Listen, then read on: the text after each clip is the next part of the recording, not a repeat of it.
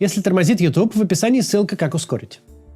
Война с Украиной с самого начала сопровождается дефицитом не только людей или техники, но и смыслов. И недавнее интервью с Василием Якименко это демонстрирует.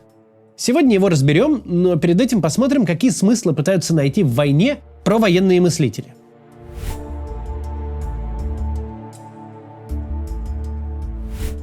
К исходу третьего года так и не появился четкий ответ на вопрос, зачем все это нужно? Какова цель вторжения в Украину, кроме пополнения кладбищ по обе стороны границы? К решению этой задачи привлекались самые разные люди, в том числе и лучшие умы путинской эпохи, по мнению Путина. Философы, политики, общественные деятели. Идеи они предлагают иногда диаметрально противоположные. Из недавнего на новогодних праздниках в своих телеграм-каналах опубликовали программные тексты философ Александр Дугин и бывший кремлевский чиновник Владислав Сурков. Дугин, как и раньше, подошел к проблеме с максимально кровожадной точки зрения. И пришел к единственно возможному выводу. Для создания империи маловато у нас репрессий. Сердце философа требует крови. Мол, давайте придем в себя и начнем действовать по-нашенскому, по-честному, по-русски, пора сажать, казнить там, и прочее такое. Пора просыпаться и устраивать великую чистку. Победить, не растревожив крысиного гнезда предательской элиты, не получится. И тем угодить невозможно. Родина или смерть. Или смерть элите 90-х, 2000-х, или смерть родине. То есть нам. Конец цитаты. В общем, смысл войны по Дугину кроется в создании империи, ведь история кормится кровью, а на фронте ее более чем достаточно. Дугин предлагает провести настоящую мобилизацию и заменить неправильную элиту на правильную, патриотическую. Владислав Сурков же опубликовал статью с названием «Парад империализма» в смысле обратной дугинской. Давайте, мол, наоборот, вернем как было. Надо, говорит он, меньше ориентироваться на восток и больше на запад. В конце концов, СВО в геополитическом смысле расширяет нашу территорию именно в западном направлении. Можно сказать, прорубая очередное окно в Европу. О, что придумал. Действия России в Украине, по словам Суркова, вызывают зависть у других стран, ведь они, мол, тоже начинают действовать как империи. Сурков приводит в качестве примеров Турцию, почему-то Израиль, Китай и отдельно Трампа, который требует себе Гренландию, Канаду и Панамский канал. В общем, кругом одни двойники и подражатели. Не то чтобы Дугин с Сурковым рассказали нам что-то новое про себя. Их взгляды и убеждения давно известны, в этом никакой интриги нет. Они нас интересуют скорее как представители так называемых двух противоположных направлений философской школы позднего путинизма. Дугин – это про радикальный консерватизм. Сурков – про умеренное западничество и подмигивание так называемым системным либералам. Их тексты отлично дополняют друг друга. Но ни тот, ни другой так и не дали ответ, а зачем война нужна элитам России, то есть людям, от которых зависит функционирование государства. Чтобы ответить на этот вопрос, полезно послушать, как эти элиты вообще рассуждают.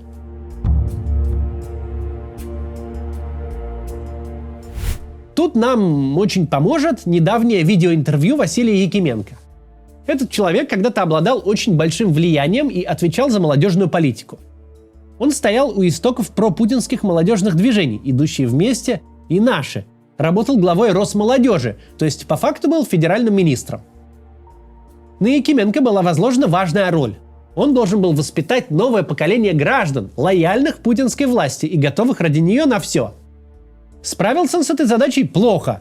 Ни «Наши», ни «Идущие вместе» социальными лифтами не стали и бесславно ушли в прошлое, сошли на нет во время больших протестов 11-12 годов. С тех пор Якименко живет прекрасной и комфортной жизнью рантье, используя, по его словам, деньги, заработанные раньше в правительстве. Ведь на всю эту историю с движением «Наши» в нулевые годы бюджеты выделялись немалые. Один только ежегодный форум «Селигер» обходился в несколько сотен миллионов рублей. Интервью Якименко – это разговор с максимально циничным человеком. Вы не услышите там ничего ни про консервативные ценности, радующие Дугина, ни про судьбой предначертанную неизбежность империи из рассуждений Суркова. Якименко такими категориями не мыслит. Он прям говорит: моя работа на Кремль не была способом укреплять Россию или там бросать вызов Западу. Моя работа, говорит он, была способом срубить денег и получить больше женщин. И что еще более важно, Якименко говорит, что именно так рассуждают примерно все, кто работает на власть. И я много что понял про власть, про природу власти. Если бы у меня не было такого глубокого опыта, мне бы могло казаться, что где-то в каких-то эшелонах есть какие-то люди, они совсем другие. Нет, я могу утверждать, что никаких эшелонов, никаких там особенных людей, все абсолютно одинаковые. Якименко интересен тем, что занимался вопросами неоперационными, типа сбора налогов или управления администрацией. Его задачей было продвигать идеологию, доносить смыслы происходящего, в его случае до молодежи. Он должен был встроить всех этих праздно шатающихся молодых людей, которым в голову может залезть всякая крамола, в строгую идеологическую вертикаль государства. Как раньше, в советские времена, в такую вертикаль был встроен комсомол. Да, можно выполнить такую работу плохо, если быть, например, человеком некомпетентным. Но теперь Якименко, отвечавший раньше за воспитание российской молодежи, честно признается, что не верит не только в то, что человека вообще можно воспитать, но и в существование России вообще. Вы знаете, я ни в какую страну не верю. Я вообще в абстракции подобного размера не верю. Вот это очень интересная философия, у вас как раз хотелось бы раскрыть. Нет тут никакой философии, это элементарная наблюдательность. Знаете, я реалист, я не философ, я реалист. Поделитесь, как вы видите это? Это очень просто, это фотоаппарат. Вас можно назвать молодым человеком. Это лампа. Я это вижу. Сколько бы вы ни пытались показать мне страну, вам не удастся это сделать, потому что это абстракция. Для Якименко мысль о том, что можно быть искренне увлеченным какой-то идеей, выглядела, когда он работал в правительстве, абсурдом. Он рассказывает, что когда во время работы в правительстве к нему приходили ученые, утверждавшие, что наукой надо заниматься ради науки, он им не верил, думал, что они просто хотят сорвать грант побольше, и считал их такими же жуликами, как и он сам. Вот когда к нам приходили ученые и говорили: а вы понимаете, что наука делается ради науки? Я, как представитель правительства, обладающий бюджетами и правом их распределять, говорил: свистите, давайте дальше. Вы нам сейчас будете это рассказывать, чтобы добывать из нас деньги и ни черта не делать. Потому что я считал их примерно такими же жуликами, каким был я сам. А это как раз подводит нас к теме войны. Казалось бы, вот она квинтэссенция всего путинского правления. Точка, на приближение которой работал и сам Якименко, воспитывая молодежь. Переломный момент, который должен сплотить старую элиту и вырастить новую. Что думает про войну сам Якименко? А он ничего не думает. Он говорит, что ему совершенно неинтересно смотреть новости про войну, потому что нет никакой разницы, от кого и кому перешло Дебальцево. А единственная интрига – это кинет или не кинет Володька, как он говорит, ядерную бомбу. Но если кинет, то все остальное уже не будет иметь никакого значения, поэтому можно об этом и не думать. Пока всякие Дугины и Сурковы рассуждают о необходимости расширения империи, пусть и подходя к этому вопросу с разных точек зрения, Якименко честно говорит, ему вообще плевать на границы, а страны – это вообще искусственный конструкт. А также признается, что ему жаль Путина, который явно не понимает, что происходит. Ничего у него, мол, не получается. Хочет что-то сделать, но за что не потянет, ничего не выходит. Везде сталкивается с жуликами, которые сами ни черта не соображают и дают советы один другого глупее. Главный вывод бывшего главы Росмолодежи озвучивается ближе к концу интервью. Он говорит: у нас в России нет политики, потому что политика – это озвучивание смыслов, чем в нашей стране никто не занимается. У нас в России нет политики. У нас не может быть политик. Политика – это сообщение. Это текст, это содержание. Вы должны сказать не просто очередную глупость популистскую, а что-то, в чем есть политическая мысль. У нас нет политиков, и у нас нет политики. Единственная политика, если так можно сказать, заключается в том, что у нас нет политики.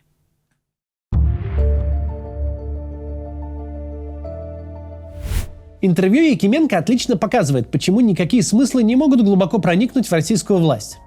Потому что эта власть в основном представлена людьми, которым никакие смыслы не нужны. Которые туда попали, в общем-то, для того, чтобы денег заработать, ну и, может, статус повыше. Якименко не стесняется своих взглядов, он бравирует ими, открыто говорит, что он и сам был жуликом, и других такими же считал. Ему, конечно, повезло. Он выскочил из власти в момент, когда это было относительно безопасно. На излете медведевского времени, в самом начале эпохи возвращения Путина. Якименко полностью провалил поставленную перед ним задачу, но ему удалось избежать уголовных дел и сохранить накопленные за время работы в правительстве деньги. Его судьбе наверняка завидуют многие представители российской правящей верхушки. Они, может быть, и рады бы были тоже читать умные книги и ничего не делать, но не имеют такой возможности и вынуждены продолжать свою государственную деятельность. Как ни парадоксально, но это хорошая для нас новость. Намного хуже было бы иметь дело с фанатиками, с людьми, которые готовы положить жизнь за свои убеждения. Как тот же Дугин, например, который пережил убийство дочери, но он не то что не изменил при этом взглядов, а наоборот, еще больше в них уверовал. Такие люди могут сражаться до последнего вздоха. Будут до последней секунды верить, что сейчас случится чудо. А подобное настроение всегда придает сил. Переменам гораздо проще произойти, когда правящие элиты представлены такими людьми, как Василий Якименко. Людьми циничными и лицемерными, которые ни во что не верят и просто хотят урвать денег. Подобным персонажам не интересны ни кровавые фантазии Дугина, ни вздохи Суркова по утраченному раю. Они живут одним днем, перекатываясь из сегодня на завтра, не строят долгосрочных планов, не мечтают о светлом будущем, в котором наступит коммунизм или еще какая-то утопия. Они смотрят на происходящие события совершенно не с точки зрения ценностей и смыслов и выбирают сторону, которую следует поддержать не по близости взглядов. Все, что их волнует, это удастся ли сохранить или приумножить собственное богатство. Удастся ли отползти с минимальными потерями, это тоже неплохо. Они встанут под тот флаг, где вероятность положительного для них исхода будет выше. Даже если идеи, которые под этим флагом озвучивают, будут противоположны тем, которые эти люди публично оглашали еще вчера. Ровно это и делает Якименко. Он говорит в интервью: главной задачей движения «Наши» было убрать из власти людей, нацеленных исключительно на личное обогащение. А через пару минут признается, что личное обогащение было его единственной задачей на посту руководителя движения «Наши». И не видит в этом никакого противоречия. Однажды в России начнутся большие перемены. Мы не знаем, когда и как это произойдет. Не знаем, что станет их триггером. Смерть Путина или неудачи на фронте, или резкий рост цен на яйца, или что-то еще. Гадать нет никакого смысла. Но с большой долей уверенности мы можем утверждать: если российская политическая элита действительно представлена такими людьми, как Василий Якименко, то, когда перемены начнутся, большого сопротивления им не будет. Если есть навык, который российская верхушка идеально усвоила, то это навык держать нос по ветру и адаптироваться к любым изменениям. Так что они прекрасно адаптируются еще раз. При этом в российском обществе сейчас не так много сил, обладающих реальными, настоящими признаками политических движений. Не навязанных сверху, а настоящих, когда люди объединяются не по признаку желания получить зарплату или заработать денег, а по признаку взглядов и убеждений.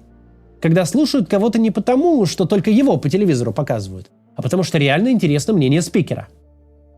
Одна из таких сил – это как раз мы с вами, те самые российские либералы. Либеральные политики и их сторонники как раз люди идейные. Других в нашем движении и не осталось, потому что личную выгоду в нем найти нельзя уже минимум как лет 20, только личные проблемы. При этом именно политиков и экспертов либеральных взглядов люди слушают даже несмотря на запреты, замедление ютубов и клеймление их иностранными агентами. Да, используя всю государственную машину, российское либеральное движение удалось пока лишить влияния. У него нет в России никакой организационной структуры, а его лидеры в основном говорят из эмиграции или молчат. Но так будет не всегда. А состояние элиты и других политических сил сейчас в России говорит о том, что когда начнутся перемены, шанс у нас с вами будет. До завтра.